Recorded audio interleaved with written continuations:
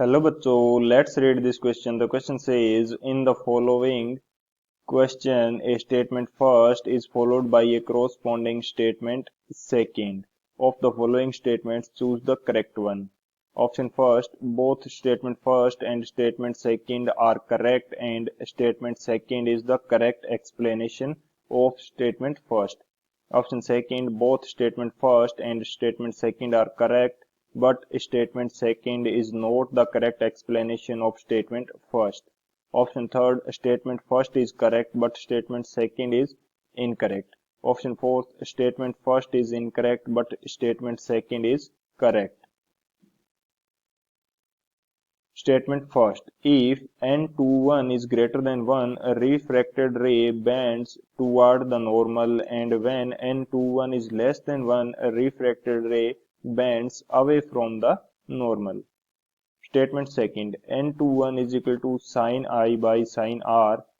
Angle I is in medium first and angle R is in medium second.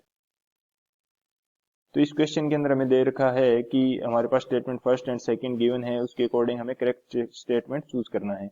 Statement first के अंदर हमें दे रखा है कि n21 की वैल्यू यदि 1 है, ग्रेटर देन 1 से ज्यादा है, तो जो रिफ्लेक्टेड रे होगी ये नॉर्मल की तरफ बेंड करेगी। यदि n21 की वैल्यू 1 से कम है तो reflected ray away from the normal bend करेगी। स्टेटमेंट सेकंड के अंदर हमें दे रखा है कि जो n21 है इसकी वैल्यू sin I बाई sin R की इक्वल होगी, एंड एंगल I जो है ये मीडियम फर्स्ट के अंदर है and angle R medium second के अंदर है। तो बात करते हैं की कंसेप्ट की। तो इस क्वेश्चन के अंदर जो हम की कंसेप्ट यूज करेंगे ये हमारे पास होगा कि हम देखते हैं यदि लाइट रे हमारे पास डेंसर मीडियम से रेयरर मीडियम की तरफ ट्रेवल कर रही है तो आफ्टर रिफ्रैक्शन ये नॉर्मल से दूर बेंड करती है, एंड यदि हमारे पास लाइट रे रेयर से डेंसर मीडियम की तरफ ट्रेवल कर रही है तो आफ्टर रिफ्रैक्शन जो हमारे पास लाइट रे होगी ये नॉर्मल की तरफ बेंड करेगी। ये हमारा की कंसेप्ट होगा इस क्वेश्चन के लिए। तो यदि मैं फर्स्ट की कंसेप्ट के रूप में लिखना चाहूं तो ये मेरे पास क्या होगा, इफ लाइट रे ये कहां से कहां जा रही है, ये हमारे पास जा रही है denser to rare medium, denser to rare medium. तो ये हमारे पास रिफ्रैक्टेड जो रे होगी मीडियम, देन refracted ray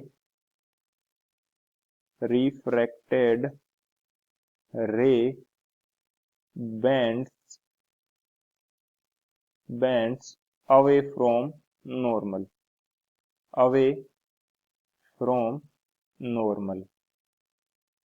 तो हमारे पास जो रिफ्रैक्टेड रे होगी नॉर्मल से दूर बेंड करेगी।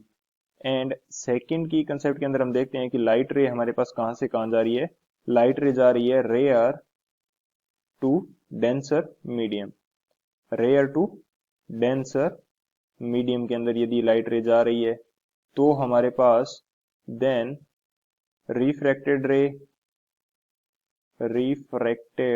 रे जो होगी ये नॉर्मल की तरफ बेंड करेगी, bends toward normal, bends towards the normal, यानी कि ये नॉर्मल की तरफ बेंड करेगी। ये हमारे पास हो जाता है सेकंड की कंसेप्ट। एंड यदि मैं बात करूं थर्ड की कंसेप्ट की, तो थर्ड की कंसेप्ट हम यूज करेंगे यदि हमें लिखना है refractive index of medium second with respect to medium first. यदि मैं यहां पे लिखना चाहूं refractive index of medium second with respect to medium first, तो ये किस प्रकार से लिखेंगे हम, ये हमारे पास लिखा जाता है n21 से, यानी कि सेकंड मीडियम का refractive index with respect to medium first, तो इसकी वैल्यू इक्वल होती है n2 डिवाइडेड बाई n1 के। ये हमारे पास हो जाता है थर्ड की कंसेप्ट। एंड फोर्थ जो की कंसेप्ट है ये हम यूज करेंगे Snell's law. According to Snell's law जो n1 इंटू साइन आई है इसकी वैल्यू इक्वल होती है n2 इंटू साइन आर के। n1 यहाँ पे क्या है, refractive index of that medium जहां से रे ऑफ लाइट आ रही है, and n2 is the refractive index of that medium जहां after refraction ray of light जाएगी, and I is the angle of incidence and R is the angle of refraction. तो ये हमारे पास चार की कंसेप्ट है। इन चारों की कंसेप्ट की हेल्प से इस क्वेश्चन को सोल्व करते हैं।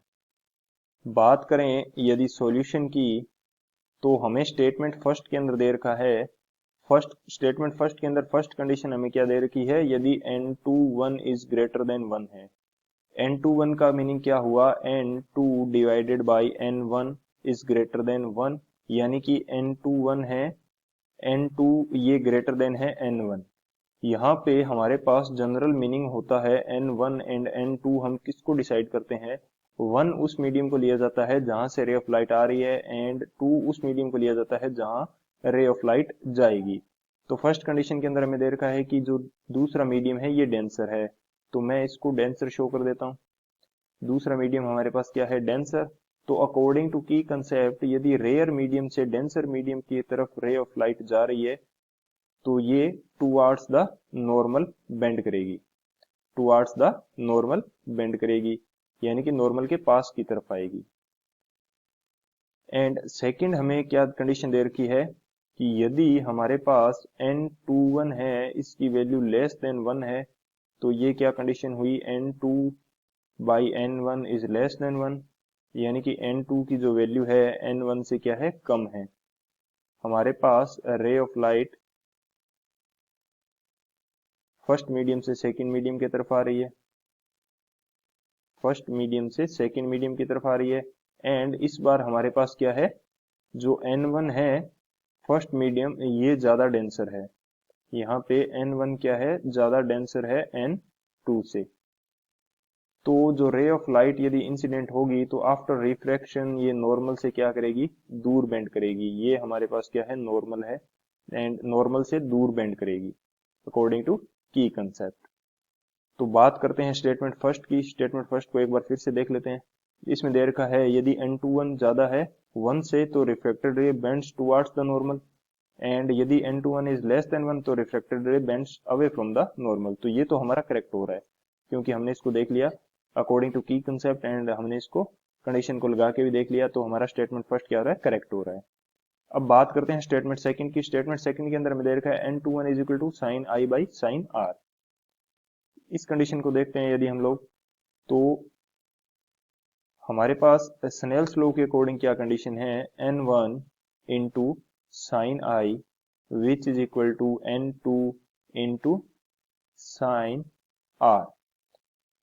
तो इस कंडीशन के अंदर हमारे पास 1 एंड 2 उस मीडियम को लिया जाता है जहां से रे ऑफ लाइट आ रही है, वो मीडियम फर्स्ट होगा, एंड जिस मीडियम के अंदर रे ऑफ लाइट जाएगी वो हमारे पास क्या होगा, मीडियम सेकंड।